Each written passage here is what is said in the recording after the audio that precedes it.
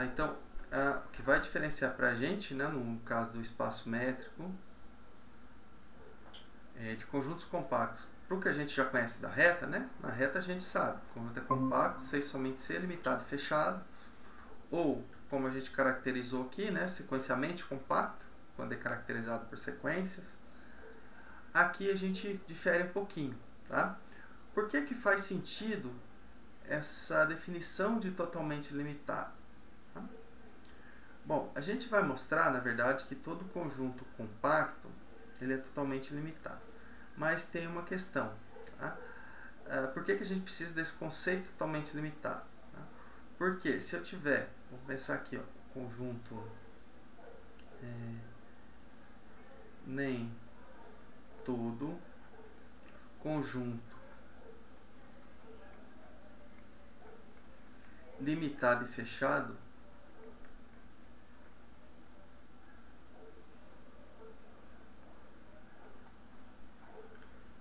de um espaço métrico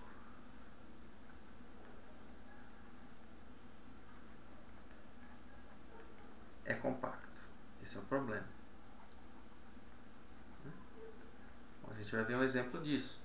Então, o conceito vamos só lembrar, né? Então, K aqui contido em M, ele é fechado, né? Fechado é mais tranquilo, né? Se o fecho de K é igual a K, se ele contém todos os seus pontos de acumulação, se ele contém todos os seus pontos aderentes, tudo equivalente, né? Agora, K contido em M é limitado se existe aqui uma constante positiva, chamar aqui C maior que zero, tal que a distância de x até y é menor ou igual que C para todo x e y em K. Então, bom, o que eu estou falando é isso, né? Tem conjuntos que são fechados e limitados, mas não são compactos, né? A gente já viu, se eu for voltar aqui, ó, esse exemplo aqui que a gente viu, o 2 aqui, ó. O 2 não, perdão, o 3 aqui, ó. Qualquer conjunto infinito com a métrica 0, 1, ele não é compacto, ok? Então a gente viu que ele não é compacto porque ele tem uma sequência, né? Como ele é infinito, ele possui uma sequência de pontos distintos, e aí a distância entre dois desses pontos é 1, eles nunca vão se aproximar para convergir para um ponto. Tá? Aqui só lembrando que a gente já provou que eles não vão convergir. Tá? Então, esse espaço métrico, um conjunto infinito com a métrica 0, 1, ele não é compacto, né? Então, vamos só colocar aqui, ó, até pensando no M mesmo, não precisa nem ser o K, né? O K aqui é igual a M. Então, M infinito com a métrica 0, 1, isso aqui não é compacto. A gente já viu. Bom, ele é fechado? Né? M é igual a fecho? É, porque o conjunto ele é fechado nele mesmo. Né? Então, todo o conjunto ele é sempre aberto e fechado nele mesmo. Ele é limitado? Bom, ele vai ser. Por quê? Se eu pego quaisquer dois pontos aqui em M, ó, x e y em M, a distância de x até y é sempre menor ou igual que 1. Por quê? Se x igual a y, a distância é 0. Se x diferente de y, a distância é 1. Então, em qualquer caso, ele é menor ou igual que 1. Então, bom, ele é limitado e ele é fechado, mas ele não é compacto. Então, a noção simplesmente de limitado não é suficiente para a gente. Tá? Então, a gente precisa desse conceito aqui de totalmente limitado. Então, vamos definir o que é totalmente limitado. Tá? Coloquei a definição.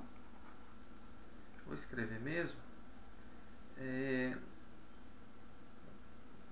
O subconjunto A de M, né? M espaço métrico, tá? É totalmente limitado se para cada epsilon maior que 0 existem x1, seja xn em A, tal que o A está contido na união das bolas, né, de centro x1 e raio epsilon, união bola de centro x2 e raio epsilon,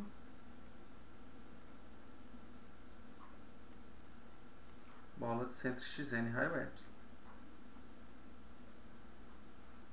Então, para cada epsilon, eu consigo uma quantidade finita de bolas abertas de raio epsilon, tal que o A está contido nesse conjunto. Então, por exemplo, fazer aqui um exemplo, né? Tem um conjunto aqui. Então, aqui talvez eu vou fazer minhas bolas de tamanho diferente, né? Mas só para a gente ter uma ideia. Aqui está vermelho. Então, eu vou conseguir aqui, ó, bolinhas abertas para cada epsilon. Ah, deu epsilon lá. Tá? Eu vou colocar aqui algumas, depois eu mudo a cor para elas.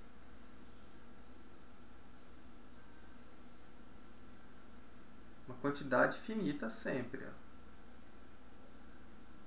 Deixa eu mudar a cor agora para não ficar a bola sobreposta. Então, todas de mesmo raio. Claro que teoricamente, se eu diminuo o raio epsilon, eu aumento o número de bolas. Mas o que importa é que sejam finitas. Tá? Vou colocar aqui mais, para todas de mesmo raio.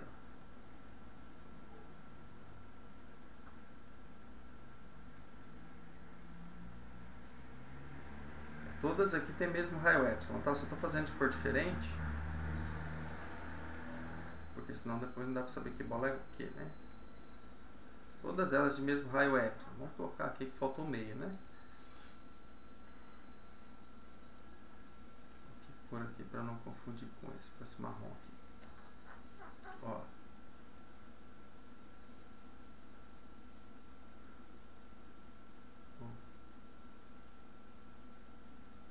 Todas elas de mesmo raio epsilon, tá? Então, ó, consegui cobrir com uma quantidade finita.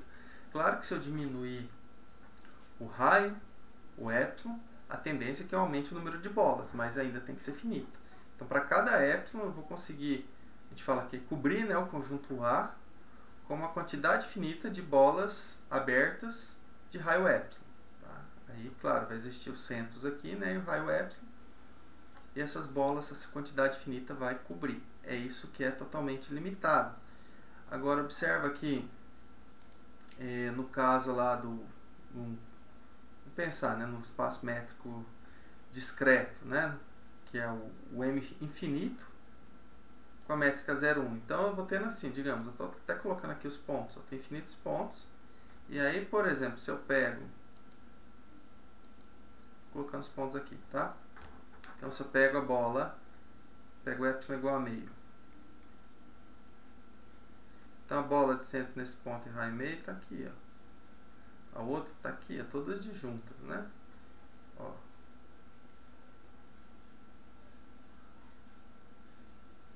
Todas de raio meio, tá? Só para ter uma ideia. Deixa eu até mudar aqui a cor do centro, porque ficou tudo azul, ficou esquisito. Agora que é vermelho.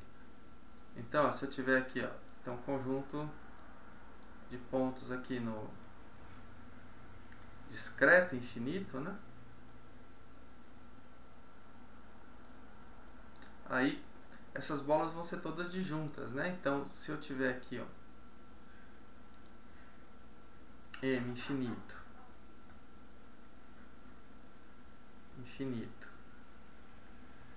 e D a métrica 0, 1,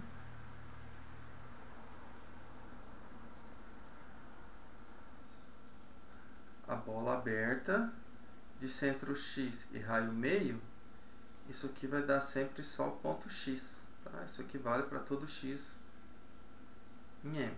Lembrando que eu estou com a métrica discreta, né? E aqui eu estou pegando os pontos que distam de X menor que meio. Mas lembra que na métrica 0, 1, essa distância ou é 0 ou é 1.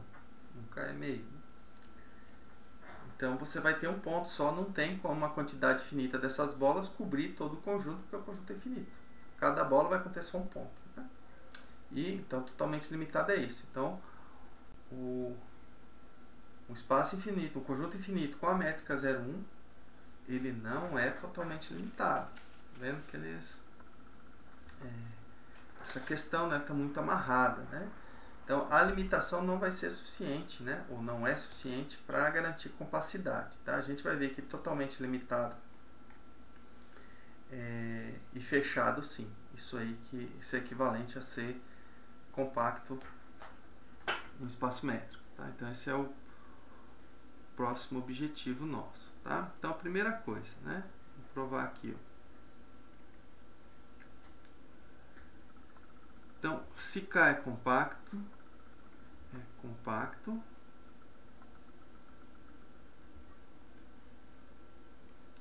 então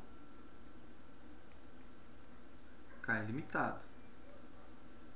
É totalmente limitado, desculpa. Totalmente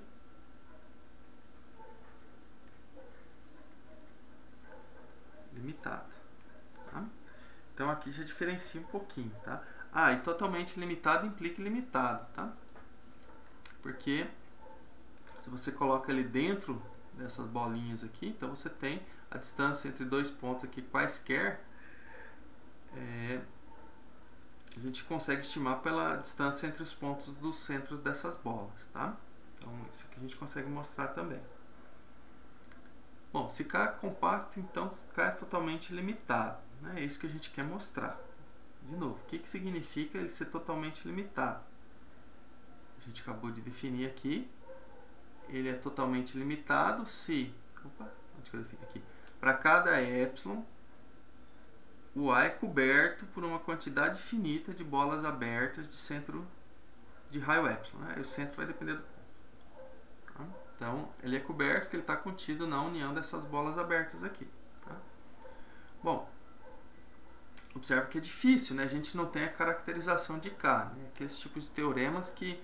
Bom, como que eu vou provar isso diretamente? Né? Ou seja, eu teria que mostrar que, dado o epsilon, eu tenho x1 até xn, tal que o K está contido na união dessas bolas abertas. Então é complicado, porque eu não sei quem é K, não tem informação nenhuma. Então, a ideia aqui é provar por contradição. É supor que K não é totalmente limitado. Quando você não tem uma prova direta, assim, você não conhece o conjunto, né? Então a gente tem que partir para a contradição e chegar em algum absurdo. Né? Então, vamos supor aqui que o K não é totalmente limitado. Agora vamos olhar. Então a gente está negando o fato de ser totalmente limitado. Bom, se ele não é totalmente limitado, eu estou negando essa definição. Significa que vai existir um epsilon tal que qualquer quantidade finita de bolas abertas não cobre o conjunto, K lá no caso, né? Tá, então vou negar essa definição. Aqui é para todo epsilon, então vou negar ela. Existe um epsilon tal que o A não é coberto por uma quantidade finita de bolas abertas. Tá? Então vou colocar aqui, ó. Vou até escrever aqui, aí depois eu vou argumentar em cima disso, né? Logo, existe um epsilon positivo tal que... Vou escrever do jeito que eu falei, tá? K não é coberto. Coberto significa que ele está na união dos conjuntos, tá? Por uma quantidade finita de bolas abertas de raio epsilon. Esse epsilon aí. Então vai existir um que qualquer quantidade finita de bolas não contém todo o K. Tá? Então, ó, bom,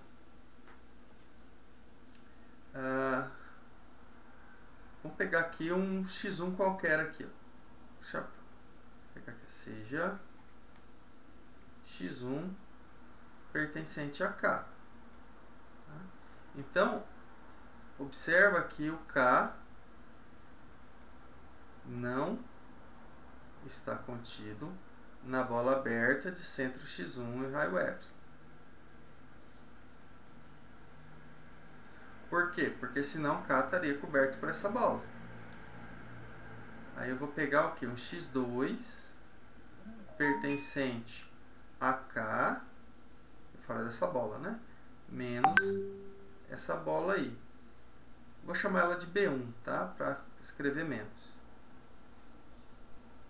Menos B1. Então, lembrando que B1 é a bola de centro x1 raio epsilon. Bom, aqui, usando a minha hipótese, né, que o K... Evandro, Pode falar. por que que o K não tá contido nessa bola? Porque senão... Por que que o K não tá contido na bola? Não entendi. Isso. Ó, porque existe um epsilon tal que o K não é coberto por uma quantidade finita de bolas. Se o K tivesse contido aqui, ele estava coberto por essa bola. Eu estou supondo que ele não é totalmente limitado. Ah, tá. Uhum, Isso? Ó, entendi. vamos voltar aqui. Coloquei o coberto, né? Tá, Porque obrigada. para ele ser totalmente limitado, ele teria que estar contido numa união finita. Então, como o K não é totalmente limitado, uma bola só não pode cobrir. Uma bola desse raio epsilon aqui não pode cobrir o K.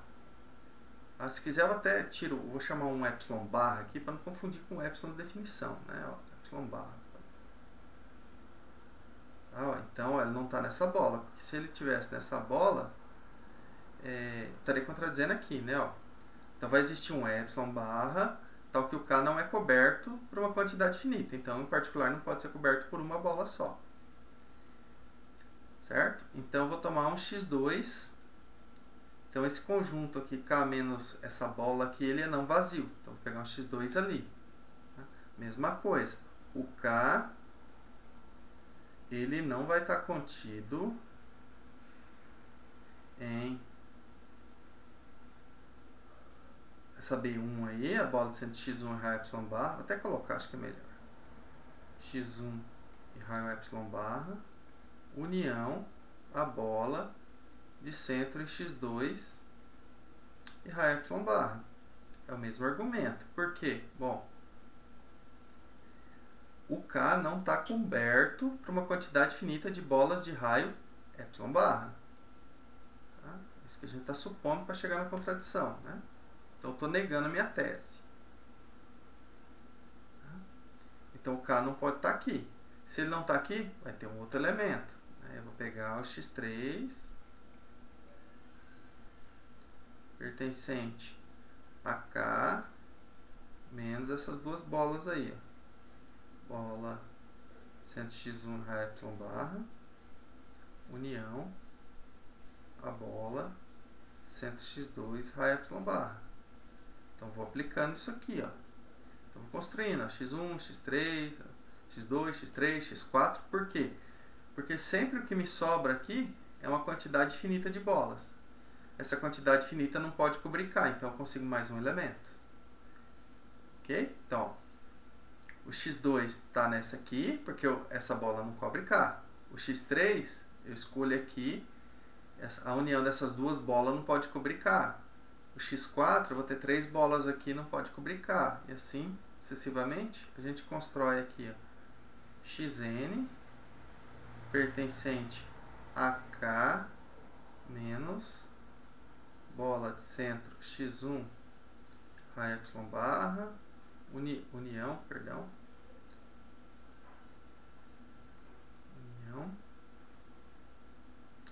bola de centro em xn menos 1 e raio epsilon barra.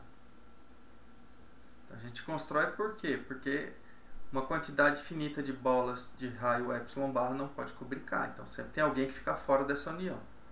Bom, assim a gente construiu uma sequência, né? Então, por quê? Porque sempre eu vou estar tirando de K uma quantidade finita de bolas. Isso sempre acontece, né? Então, essa quantidade finita de bolas, elas não podem cobrir todo o K. Então, essa diferença aqui nunca vai ser vazia. Tá? Então, a gente construiu uma sequência, né? Xn aqui, ó. Xn de elementos de K satisfazendo isso aqui, né? Vou até destacar ele aqui, ó.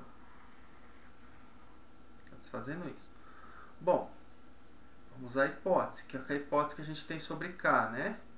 K é compacto. Tá? Eu não usei essa hipótese. O que eu fiz foi negar a tese, né? Eu quero provar que K é totalmente limitado, eu estou supondo que K não é totalmente limitado, né? Bom, como K é compacto, essa sequência xn aqui, né? Vou até colocar aqui o compacto para não precisar escrever de novo. O que acontece? Ela admite uma subsequência, né? Existe uma subsequência xnk de xn com xnk convergindo, eu vou colocar aqui para A pertencente a K. Até agora não chegamos a contradição nenhuma, né? Agora estou usando a hipótese. Bom, o que a gente vai ter que olhar agora. Será que isso aqui pode acontecer? Será que eu vou conseguir uma subsequência que converge aqui? Bom, vou pegar assim, né? Então, como se fosse a subsequência. Assim, existe um NK0, que são dos índices da subsequência, tá? Tal que xnk pertence à bola de centro A e raio. Bom, eu vou colocar o epsilon barra aqui sobre 2. Já vocês vão entender, porque a minha ideia é chegar numa contradição aqui, tá? Então, existe, tal que isso aqui pertence a essa bola para todo nk maior ou igual que nk0. Tá? Então, em particular, então, nk0 está nessa bola. Significa isso. O que significa essa sequência ou essa subsequência convergir para esse ponto? Significa que para esse índice aqui suficientemente grande, o xnk está nessa bola. Tá? Então, bom, vamos pegar dois elementos aqui, ó,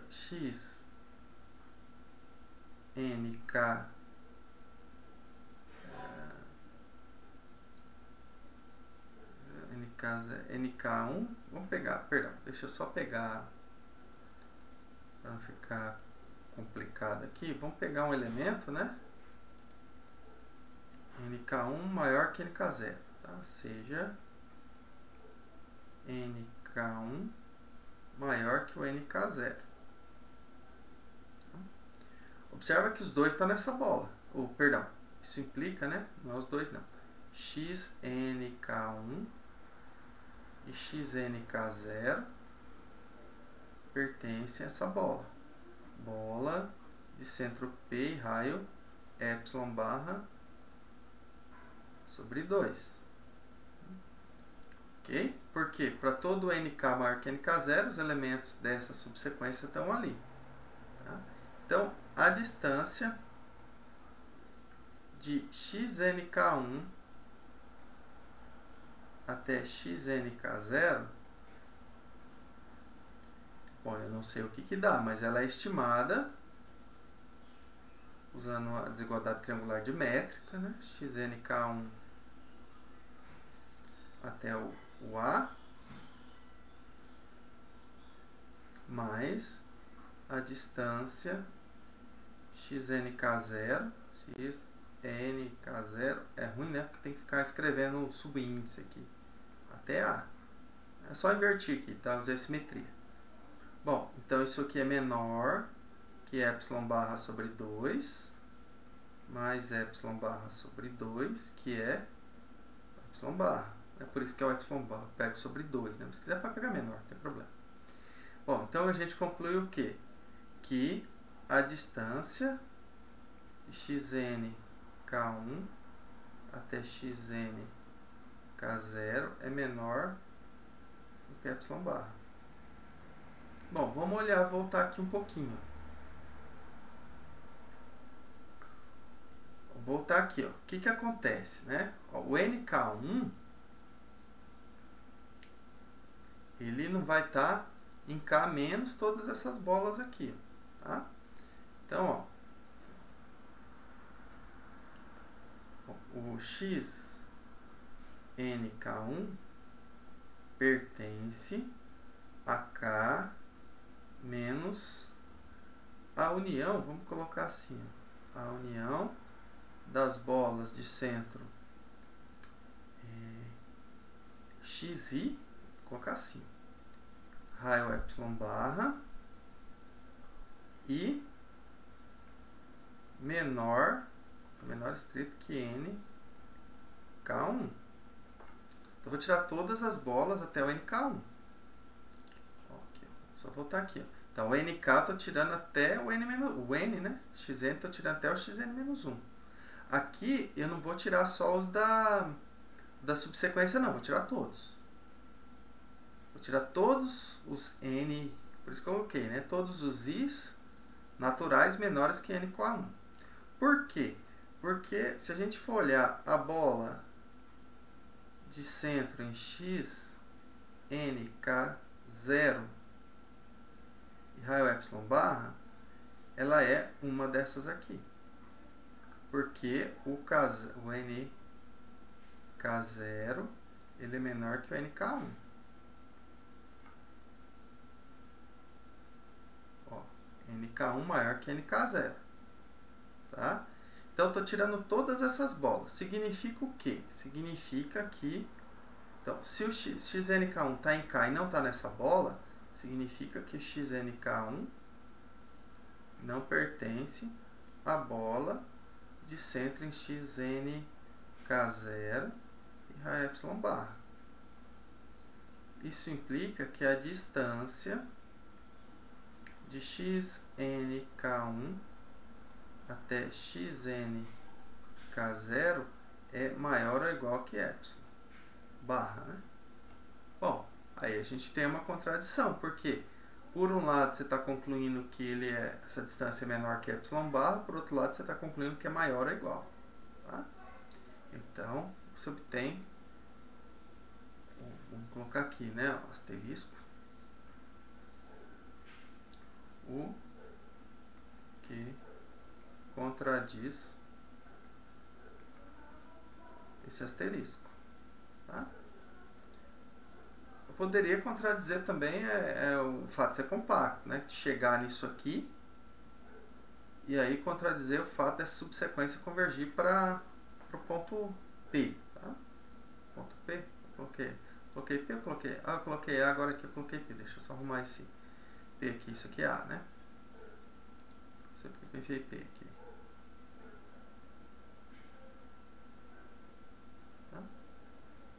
Então, a contradição está aqui, porque a distância aqui não pode ser menor que epsilon barra e maior ou igual que epsilon barra ao mesmo tempo. Observe que os pontos são o mesmo.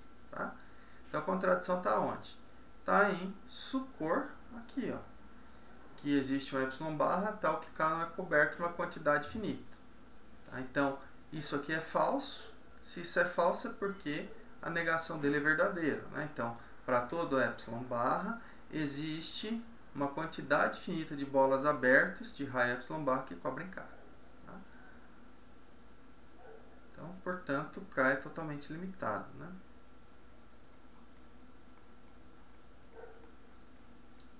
K é totalmente limitado. Tá? Eu vou deixar aqui como exercício para vocês, não é bem simples de provar. Exercício. Que se K é totalmente limitado, ele é limitado. Tá? K é totalmente limitado, então K é limitado. Tá? Vou dar uma ideinha aqui só, para ficar ideia geométrica, tá? Não vou escrever não. Bom, vou pensar aqui que eu tenho um K, conjunto, totalmente limitado. Tá? Vou pôr poucas bolas aqui para dar menos trabalho. Tá? digamos aqui, pega um raio. Pode pegar um raio 2, qualquer raio, né? Então, bom, vou tomar aqui o epsilon igual a 2, ou igual a 1, tanto faz. Vamos pôr o epsilon igual a 1, que é mais tradicional. Então, eu tenho aqui uma quantidade finita dessas bolinhas aqui de raio 1, ó. Todos o mesmo raio, tá? Embora eu estou desenhando aqui, não estou conseguindo fazer exatamente igual, mas é isso.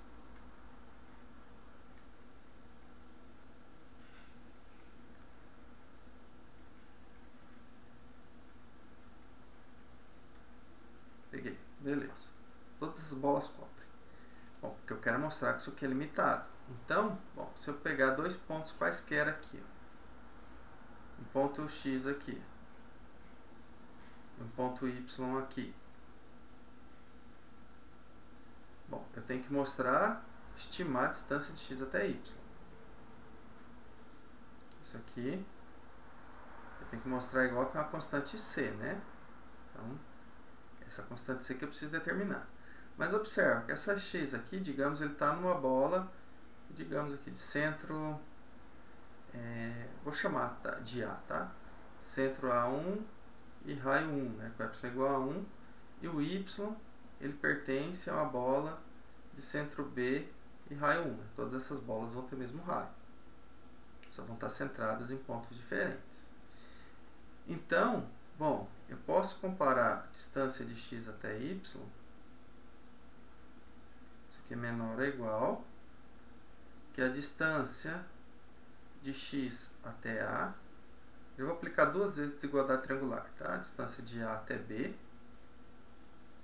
mais a distância de Y até B. Bom, aqui é menor do que 1. Aqui é menor do que 1. Então, eu preciso limitar, na verdade, isso aqui, ó.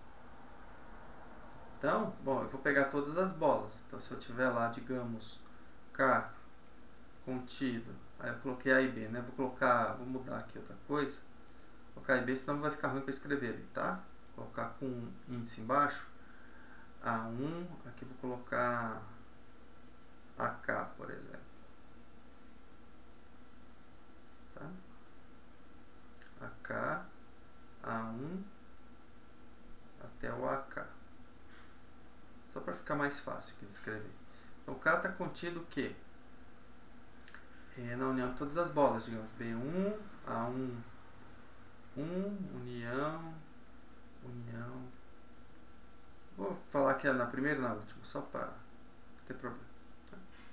Bom, aí o que eu faço? Eu vou pegar aqui, ó, então para eu estimar a distância, né? Vamos fazer ela mais geral aqui, deixa eu apagar o A1, vou colocar a IAJ. Vai ficar melhor.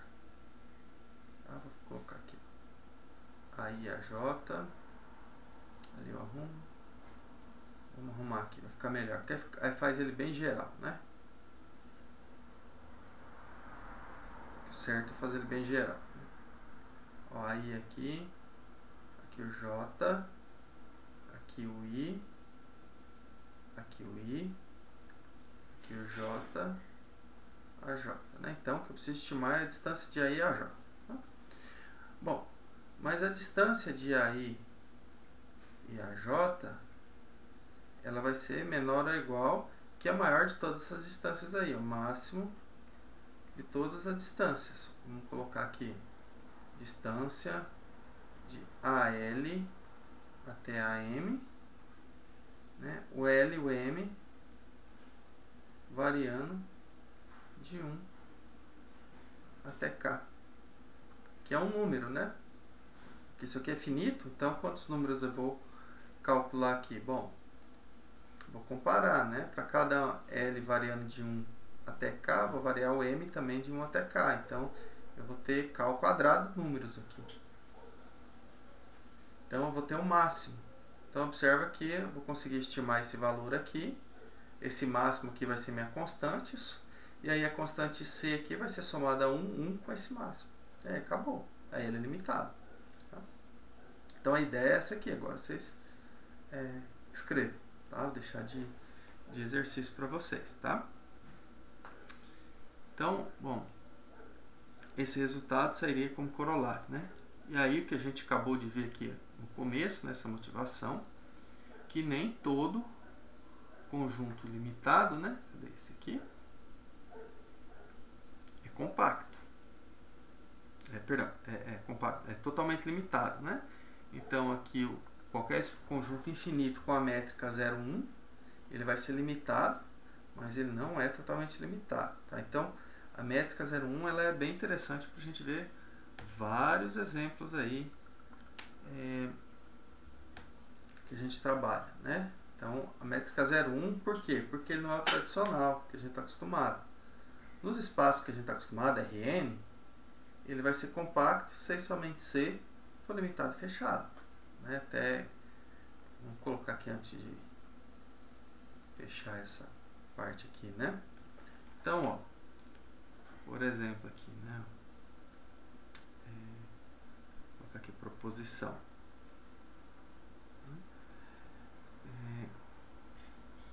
A contido em Rn é compacto se e somente C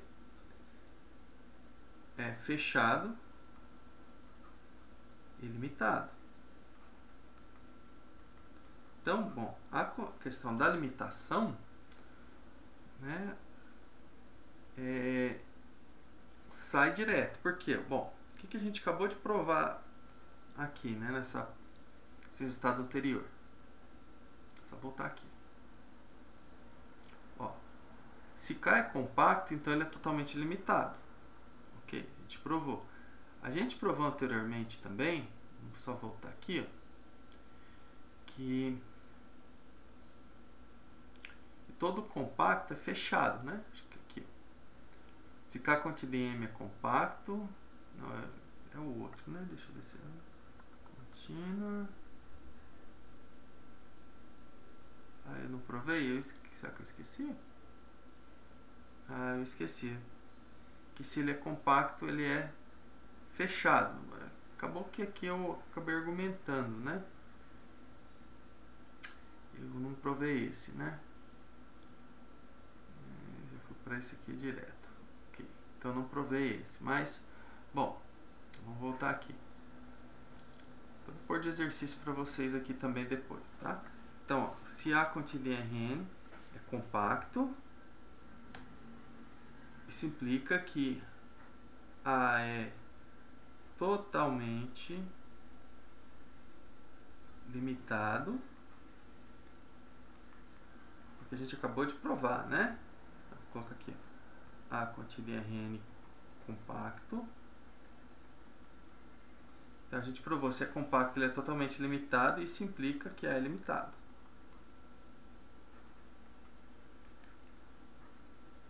Bom, aí vai ficar de exercício para vocês que A é fechado. Se A é compacto, A é fechado. Por quê? Porque se eu pegar um ponto do fecho dele, eu construo uma sequência que converge para esse ponto.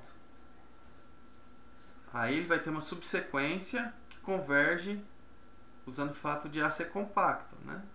Como o limite da subsequência, se a sequência converge, toda a subsequência converge para o mesmo ponto, esse ponto limite tem que estar em A. Tá? Então, não é difícil provar que A é fechado. Tá? Então, eu vou deixar esse aqui para vocês provarem. É simples. É só lembrar, o que é um conjunto Z fechado? Se ele é igual ao fecho. Né? A é fechado, se ele é igual ao fecho. Eu pego um ponto aqui, ó, x no fecho de A. Isso implica ter uma sequência aqui, ó, xn, de elementos em A que converge para x. Né? Você sabe que x está no fecho a princípio. Mas como A é compacto, você tem uma subsequência xnk, subsequência, né? Essa xnk aqui, xnk, digamos, converge para B pertencente a A. Tá? Mas, como a sequência xn converge para x, toda subsequência tem que convergir para o mesmo ponto. Tá? Então, você conclui o quê? Que x é igual a B. E aí, você conclui que o B pertence a A. Então, ali o A é fechado. Tá? Então é bem simples. Só reescrever isso aqui direitinho. Tá? Ok. Bom, e a volta, né? A volta, no fundo, ela vem... deixa eu voltar aqui, que a gente provou aqui, ó.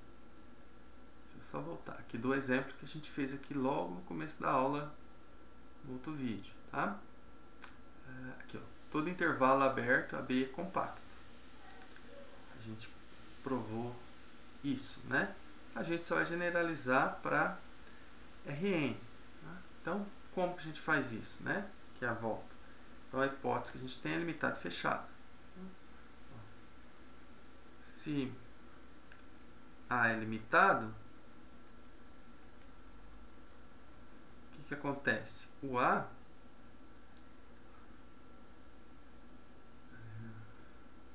eu posso colocar ele aqui em qualquer métrica, mas em particular eu posso colocar ele em produto cartesiano. Tá? A distância de qualquer ponto até a origem vai estar limitada. Tá? Então, digamos, eu posso colocar ele em intervalinhos aqui, cartesianos de intervalos. Tá? De mesmo A, pode ser, perdão, cartesiano. Ou pode ser até o A diferente, não faz diferença não, tá? Vou fazer para o R2 aqui para vocês terem a ideia que fica até mais fácil. Deixa eu só argumentar aqui, tá? Então a gente consegue colocar ele A, né? Aqui dentro, tá? Tudo no intervalo menos A, um A positivo, né? Então é isso, eu coloquei o A aqui dentro. E aí, bom, se eu pego uma sequência em A, se eu pego uma sequência aqui, eu vou até escrever ela com xn aqui em A. Cada xn desse aqui, ó, ele tem componentes AN1 até AN caramba, xn, não, vou colocar aqui xk, tá? Para não confundir com a dimensão do n do Rn. Xk, aqui xk, então AK1 até o AKN, né? Que é o vetor do Rn, tá? Aí eu vou olhar, bom, esse AK1 aí, o A, isso, né? XK é um AK1 até um... Cada elemento daqui é dessa forma, né? Mas acho que não ficou bom o jeito que eu escrevi, não. Tá. Vou ter... Não ficou bom, não. Vou ter que pôr um índice aqui em cima também, tá? Senão vai ficar bagunçado. Vou chamar aqui AKK1, AKKN. Então, bom, aí eu tenho o que? Eu vou ter uma sequência aqui, ó, A, N, A. Eu tenho uma sequência das primeiras coordenadas, uma sequência de cada coordenada, né? Vou fazer para 2 para ficar mais fácil de vocês enxergarem, tá? Mas aí dá para generalizar aqui. Por exemplo, vamos pensar aqui que eu estou em A contínua R2, tá? Vai ficar mais fácil. Então, o que que eu tenho? Eu pegar uma sequência aqui em A, tá? A sequência aqui em A é um xn, yn, né? Então é sequência para ordenados, né? N aqui natural, tá? Então com xn, yn, elementos de A, tá? Vamos fazer aqui que eu acho que vai ser mais fácil. Então, bom, o que que significa isso? Significa que eu tenho uma sequência aqui, ó, xn, natural, né, com esse xn aqui, ó, pertencente ao intervalo fechado menos AA. Lembra o que? Que o A, cada uma delas, né, a sequência xn está aqui, yn também, tá? Mas digamos que são em cartesianos de espaços diferentes. Yn pertence ao intervalo menos AA. Então, usei que o A é limitado. Bom, essa sequência xn aqui, yn, são elementos de A. Então, vamos colocar aqui, ó, bom, xn esse intervalo fechado aqui ele é compacto, né? Então aqui digamos que tem uma subsequência xnk xn com xnk, subsequência, né? Convergindo para um ponto x aqui desse intervalo. Esse aqui, tá? Esse está relacionado com esse. Bom, eu tenho que construir uma subsequência dessa sequência aqui que converge para um ponto de A, né? Aí o que eu faço? Bom, eu não vou considerar yn, porque eu já sei que essa primeira componente aqui, quando eu pego essa subsequência xnk, ela já vai convergir para x. Então eu vou pegar os elementos aqui já com o conjunto de índices dessa subsequência. Tá? Então, ó, eu vou ter a subsequência YNK. Essa subsequência converge para algum ponto? Não sei. Mas essa subsequência aqui, ela é uma sequência em menos A. Se ela é uma sequência aqui, menos A é compacto, limitado e fechado, né? Ou a gente até já provou no exemplo, né, que ela admite uma subsequência. Então, vai existir uma subsequência que eu vou chamar YNKL dessa YNK. Então, eu tenho a sequência YN, a subsequência YNK e a subsequência da subsequência YNKL. Por isso que com 2 ainda é mais fácil. Você imagina que vai ter que fazer isso aqui para N, né? É bem mais difícil. Aí vai descendo aqui os índices. Tá? Isso aqui em A, né? Lembra que todos esses pontos... em A não, desculpa, né? Em A é o par ordenado. Em A é o par ordenado. Isso aqui está em menos A, né?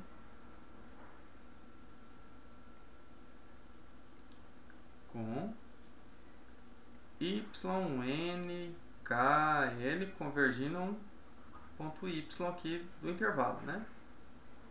Menos A. Bom, vamos ver o que acontece com essa subsequência aqui. XNKL, YNKL. Isso aqui converge para onde, né? Os elementos dessa sequência. Bom, a XNK converge para X. Então, toda a subsequência dela continua convergindo para X. Então, essa aqui, ó, essa aqui é subsequência dessa. Essa aqui é subsequência dessa. Então, essa aqui converge para X, a subsequência converge para X também. Então, essa subsequência aqui converge, a primeira componente para X e a segunda para Y. Tá? Bom, joia, né? Agora, então, a sequência aqui, ó, e esses elementos eles estão aonde? Esses elementos eles estão em A. Porque toda xn e yn está em A. Em particular, a hora que eu pego a subsequência de outra subsequência daqui. Então, se esses elementos estão em A, subsequências dele também estão em A. Então, isso aqui são uma sequência de elementos de A convergindo para xy. Isso implica o quê? Que xy pertence ao fecho de A. Mas A é fechado. É igual a A. Isso implica o quê? Que a sequência xn e yn de elementos de A possui uma subsequência que converge para um elemento de A. Portanto, A é compacto.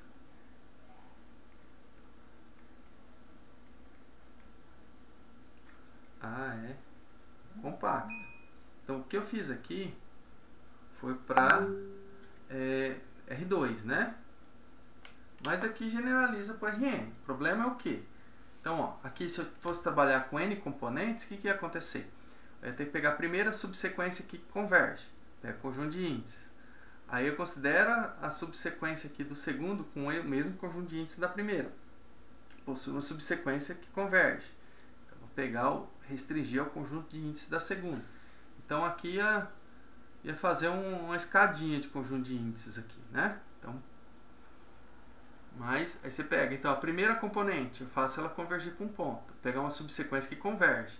Aí dessa subsequência aqui da primeira componente, esses conjuntos de índices eu passo para a segunda. Aí aqui eu consigo dizer que ela converge para um ponto. Só que eu vou gerar um conjunto de índices menor. Aí eu vou para a terceira. Só que esses conjuntos de índices são todos infinitos, né? É menor, mas são todos infinitos. Até chegar na última. Então eu vou ter N subsequências dessa aqui. É Rn. Aqui eu peguei o quê? Eu tive duas, né? Eu tive a subsequência de xn, yn, a xnk, ynk. Depois foi para xnkl, ynkn. Então foi duas. No Rn eu vou pegar N subsequências. Vai ser a primeira subsequência para convergir a primeira componente, a segunda para convergir a primeira e a segunda, a terceira, primeira, segunda e terceira, a enésima componente. Então vou pegar N subsequências, tá? Então por isso que a ideia dada no R2 aqui você consegue estender ela para o Rn. Tá? Então quando a gente for pensar exemplos, alguma coisa assim, não adianta querer pensar exemplos que não usa a definição de limitado e fechado, né? Não adianta a gente pensar no Rn, porque o Rn, R2, né? N aqui é mais frescura, né? Porque do 1 para o 2 é diferente, do 2 em diante tudo igual. Tá? Só forma de argumentar muito parecida. Então, quando você começa a generalizar, se você quiser encontrar contra-exemplos, alguma coisa assim, não adianta ficar procurando em R2, em R2. Né? E a gente tem que pensar principalmente no espaço métrico, com a métrica 0,1. Ali é um bom espaço para a gente procurar contra-exemplos. Ok?